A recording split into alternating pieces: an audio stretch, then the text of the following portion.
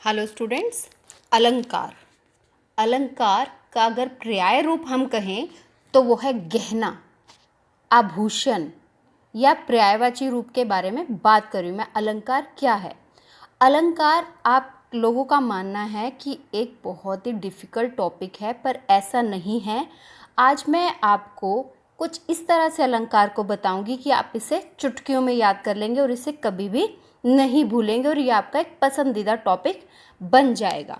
तो अलंकार को समझने से पहले मैं सविता आप सबका हार्दिक स्वागत करती हूँ आपके अपने चैनल मानव हिंदी क्लासेस पर।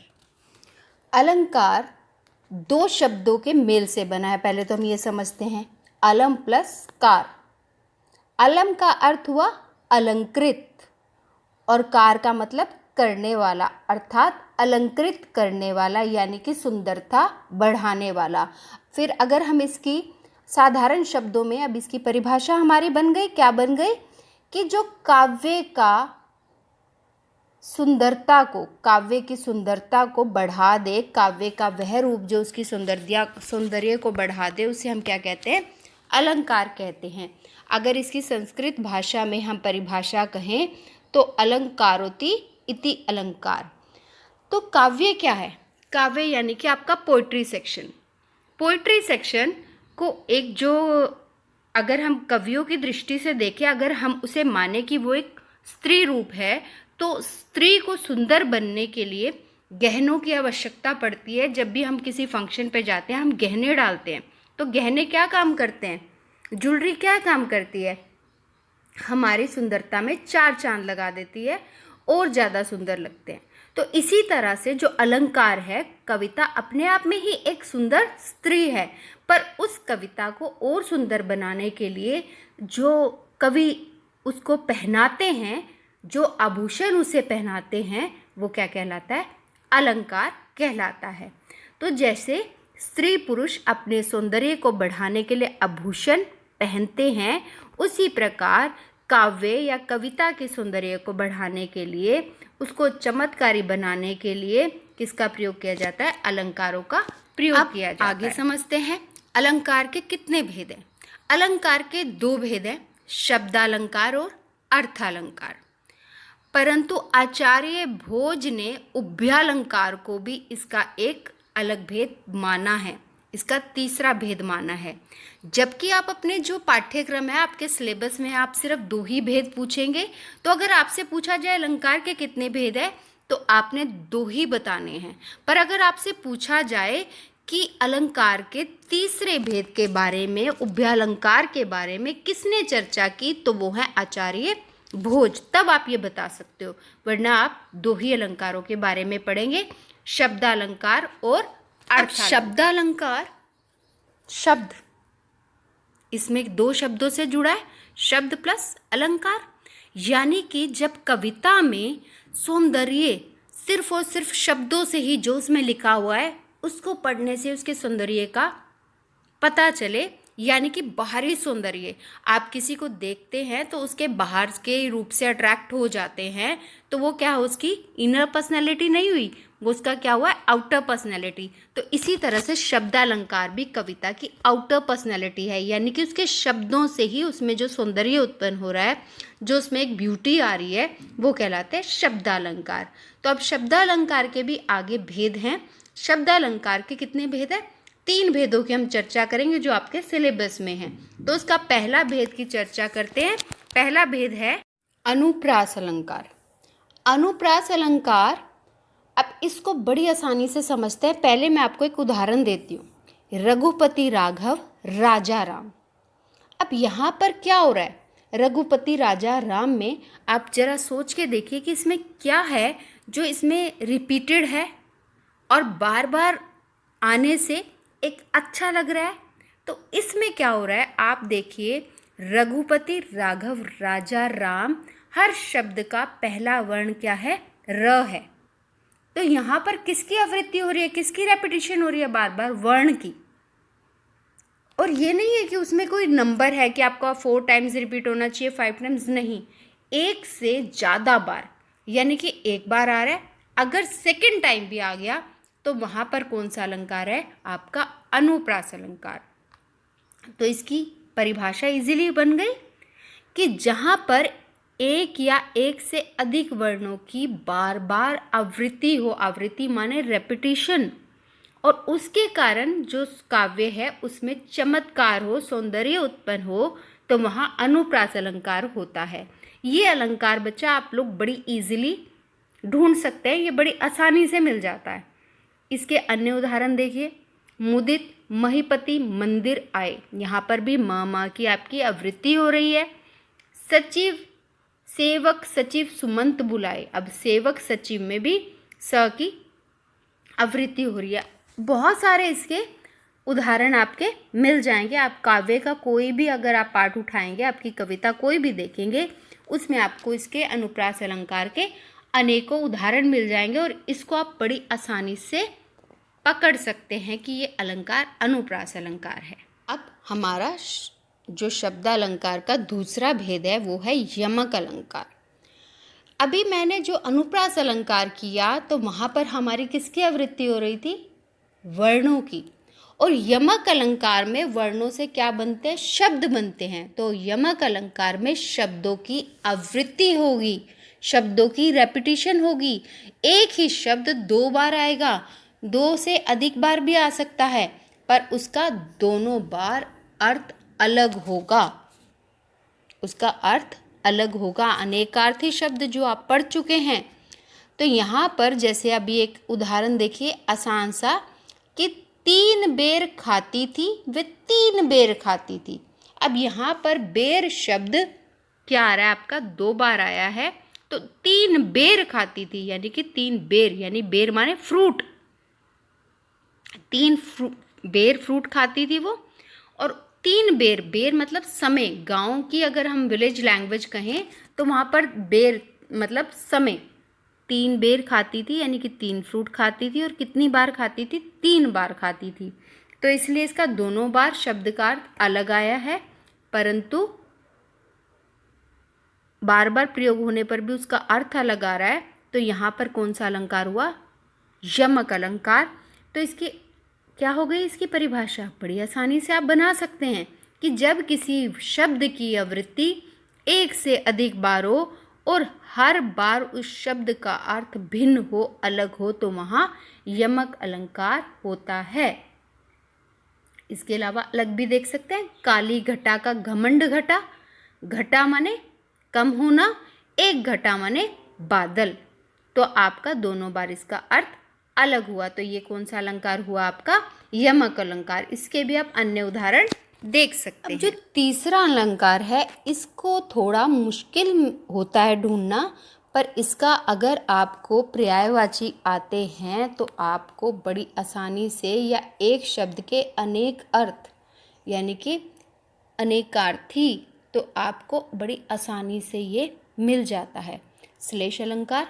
अभी हम कहते हैं हमने शब्द भंडार पढ़ा है, उसका क्या फ़ायदा है? उसका यही फ़ायदा है, आपकी क्या है, वोकैबुलरी इंक्रीज़ हो रही है। तो श्लेष जो है इसमें क्या होगा आपका? इसमें भी एक शब्द होगा, वहाँ पर एक शब्द के 2 अर्थ थे, और वो शब्द भी कितनी बार आया हुआ था यमक अलंकार में? 2 बार। जितने अर्थ थे उतनी ही बार वो शब्द आया हुआ था। यहाँ पर क्या है आपका श्लेष अलंकार में क्या होता है? चिपकना, अर्थात एक ही शब्द के अनेक अर्थ उससे चिपके होते हैं। जब कोई विशेष शब्द एक से अधिक अर्थ व्यक्त करे तो वहाँ श्लेष अलंकार होता है। एक ही शब्द अनेक अर्थ बताए। अब जैसे मंगन को देख पट देत बार बार। अब पट यहाँ पर एक बार इस्तेमाल हुआ है, पर उसके अर्थ 2 हैं। कैसे? मंगन, मंगन माने भिखारी, भिखारी को देखकर पट, पट माने दरवाजा, और पट माने वस्त्र यानी कि कपड़े, कि भिखारी को देखकर वह बार बार दरवाजा बंद कर देती है, या भिखारी को देखकर वह बार बार उसे वस्त्र देती है। इसका अन्य उदाहरण देखिए, रहीमन पानी राखिए बिन पानी सब सून, पानी गए न उबरे मोती मानुष चून। अब दूसरी पंक्ति में पानी शब्द एक बार आया है, परंतु उसके अर्थ वहाँ पर अलग अलग हैं। अब पानी का अर्थ मोती भी है, मानुष और चून 3 के लिए दिया गया है। पानी का अर्थ मोती के अर्थ में पानी का है चमक। पानी गए न उभरे, अगर पानी नहीं है तो क्या उभरता नहीं है। मोती मानुष चून, तो पानी के बिना, अगर मोती चमक के बिना उसका कोई अर्थ नहीं है। मानुष का अगर अर्थ इज्जत दिया हुआ, अगर इज्जत नहीं है तो मनुष्य का कोई अर्थ नहीं है। चून माने आटा, अगर पानी नहीं है उसमें तो उस आटे का भी कोई फ़ायदा नहीं है। तो यहाँ पर दूसरी पंक्ति में एक ही बार पानी आया है, परंतु उसका अर्थ हर बार अलग अलग बन रहा है। तो यहाँ आपका एक ही शब्द में अनेक अर्थ चिपके हुए हैं, तो अर्थ क्या हुआ इसका, श्लेष अलंकार है इसका। अब यहाँ हमारा शब्दालंकार अब पूरा हुआ। अब हम पढ़ते हैं अलंकार का दूसरा भेद, अर्थालंकार। अभी तक हमने देखा कि शब्दों के द्वारा एक क्या हो रहा था, उसमें चमत्कार, उसमें एक नयापन आ रहा था काव्य में। अब क्या है, अर्थालंकार, यानी कि अब उस शब्द के अर्थ के द्वारा अलंकार उत्पन्न में अलंकार होगा। अब यहाँ पर कितने इसके भेद हैं, 5 भेद हैं। उपमा, रूपक, उत्प्रेक्षा, अतिशयोक्ति, मानवीकरण।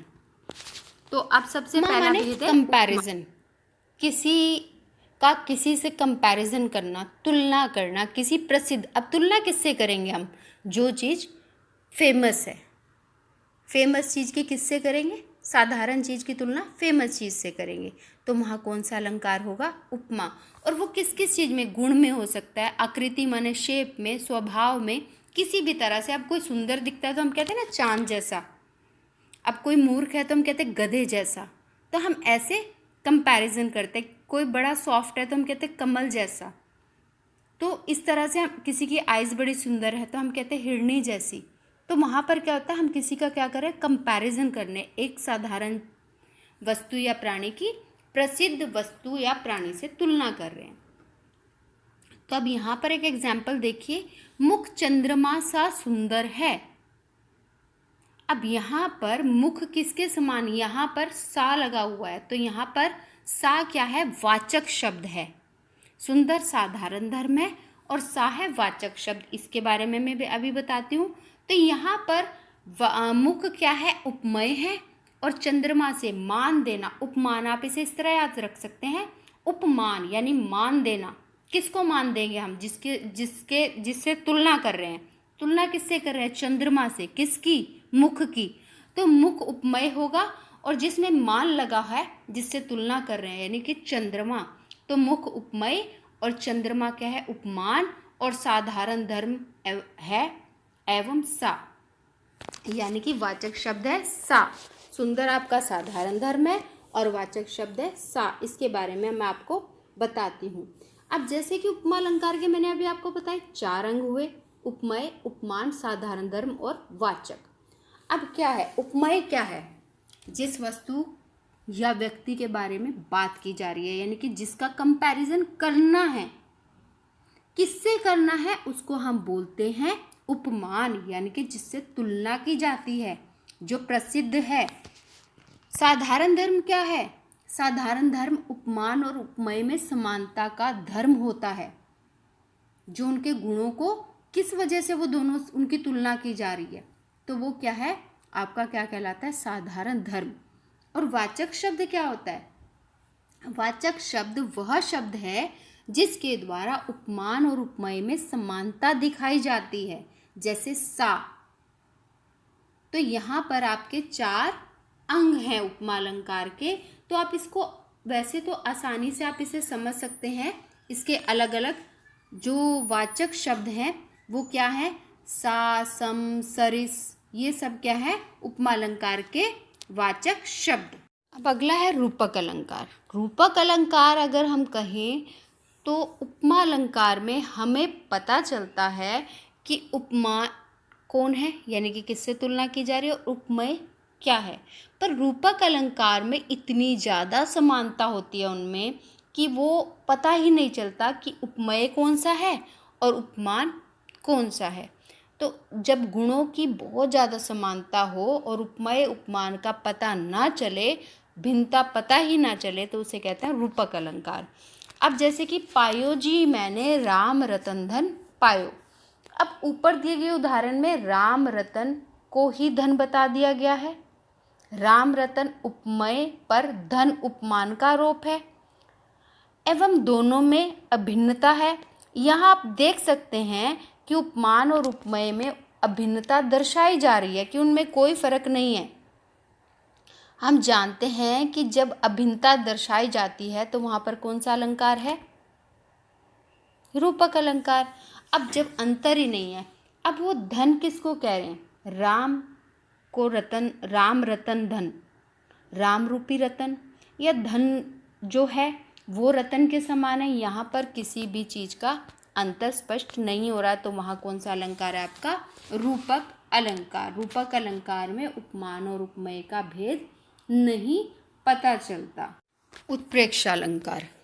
जब समानता होने के कारण उपमेय या उपमान में कोई भी कल्पना की जाए, जैसे हम कह लेते हैं ना, मैथ्स में भी कहते हैं suppose x is equal to y is equal to, तो इसी तरह से यहाँ पर भी हम कल्पना कर लेते हैं कि मानो अरुण रंग का घोड़ा, मानो आसमान ऐसा खिला हुआ था, कुछ भी कल्पना जो काव्य में बहुत ज़रूरी है कल्पना, तो वहाँ पर कौन सा अलंकार होता है? उत्प्रेक्षा। तो इसकी पहचान के लिए बड़ा आसान है। जब काव्य पंक्ति में मनु, जनु, जनहु, जानो, मानहो, मानो, निश्चय, ईव, ज्यों आदि आता है तो वहाँ उत्प्रेक्षा अलंकार होता है। अर्थात इन जो मैंने शब्द बताए इनमें से कोई भी शब्द आपकी काव्य पंक्ति में मिल जाए तो आपका कौन सा अलंकार है? उत्प्रेक्षा अलंकार। उदाहरण देखिए, ले चला साथ मैं तुझे कनक, जो भिक्षुक लेके स्वर्ण। तो यहाँ पर कनक, यहाँ पर क्या कहा गया है कि कनक यानी कि अर्थ धतूरा है। कवि कहता है कि वह धतूरे को ऐसे ले चला मानो कोई भिक्षुक सोना लेकर जा रहा है। जो माने मानो कल्पना। तो कल्पना जब आ जाए तो वहाँ पर कौन सा अलंकार होता है? अतिशोक्ति अलंकार। अतिशोक्ति यानी कि किसी भी व्यक्ति, वस्तु, किसी भी स्थान बहुत बढ़ा चढ़ाकर वर्णन करा, जो मतलब वो कहते हैं ना कि फेंकना, जिसको आप काबू ही नहीं कर सकते, तो वो साफ साफ पता चलता है कि बहुत फेंका जा रहा है, ऐसे कैसे पॉसिबल है। पर जब कवि की कल्पना है वो कुछ भी कर सकता है, तो जब वहाँ पर बहुत ज़्यादा बढ़ा चढ़ाकर कोई बात बताई जाए तो जो नामुमकिन वाले, जो इम्पॉसिबल हैं चीज़ें, तो उन्हें क्या कहते हैं? अतिशयोक्ति अलंकार। जैसे कि उदाहरण, आगे नदियाँ पड़ी अपार, घोड़ा कैसे उतरे पार, राणा ने सोचा इस पार, तब तक चेतक था उस पार। आगे नदी है, घोड़ा नदी के पार कैसे जाए, राणा भी सोच ही रहे थे। राणा कौन है? चेतक के ऑनर, मालिक। और तब तक जो चेतक घोड़ा था उस पार पहुंच भी गया। तो ये क्या है? इम्पॉसिबल। अब ऐसे ही देख लो, साकेत नगरी है यही, स्वर्ग से मिलने गगन में जा रही। तो हम जानते हैं कि किसी चीज़ को बढ़ा चढ़ाकर जब वर्णन हो, अतिशयोक्ति अलंकार। एक तरफ से नगरी कहा गया, उसकी सुंदरता का वर्णन किया जा रहा है, और उसको बढ़ा चढ़ाकर बताने के लिए क्या कहा जा रहा है कि वो कहाँ जा रही है? जैसे वो स्वर्ग में गगन से मिलने जा रही है, इसलिए वो इतनी सुंदर है। तो यहाँ पर हो गया आपका अतिशयोक्ति अलंकार। विकरण अलंकार। मानव, इंसान जब प्राकृतिक वस्तुओं को, अर्थात पेड़ पौधे, बादल, नदी, पर्वत, इनको किससे दिखाया, इनको कैसा दिखाया जाए कि मानव की तरह, इंसान की तरह, तब वहाँ पर क्या होता है? मानवीकरण अलंकार। क्योंकि जो कवि हैं वो अपनी कल्पना से कुछ भी कर सकते हैं। तो वो हवा को कैसे दिखा देते हैं? हवा चली, लहरती, महकती, कि जैसे कोई स्त्री जा रही है, कोई नायिका जा रही है। ऐसे ही वो नदी का भी वर्णन कर देते हैं, बादलों को भी दिखा देते हैं। तो वहाँ पर जब उनका वर्णन एक इंसान की तरह किया जाए तो तब मानवीकरण अलंकार। फूल हंसे कलियाँ मुस्काई। अब इससे हमें पता चल रहा है कि फूल हंस रहे हैं, कलियाँ मुस्कुरा रही है। जैसे कि हम जानते हैं हंसने और मुस्कुराने की क्रियाएं कौन करता है? इंसान। तो प्राकृतिक चीज़ें नहीं करती, पर असलियत में संभव है ही नहीं, पर इनको ऐसी भावनाओं से वर्णित किया है कवि ने। तो वहाँ पर कौन सा अलंकार होता है आपका? मानवीकरण अलंकार। मेघ आए बड़े बंठन संवर के, मेघ माने बादल, ऐसे लग रहा है कि जैसे वो बड़े सज संवर कर आए हुए हैं, तो मनुष्य की तरह वर्णन है। तो यहाँ पर हमारा हुआ मानवीकरण अलंकार। तो अभी हमने अलंकार को समझा और कोशिश की इसे बड़ी आसानी से हम इसे कर सके।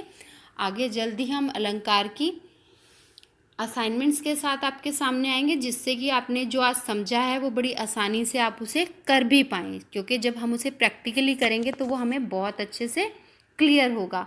और आप मुझे कमेंट बॉक्स में लिखकर ज़रूर बताएं कि आपको इस लेसन में कोई डाउट है तो वो क्या डाउट है, और क्या डाउट आपको दूर हो गए हैं, तो उस बारे में आप मुझे कमेंट बॉक्स में ज़रूर लिखें। Thank you.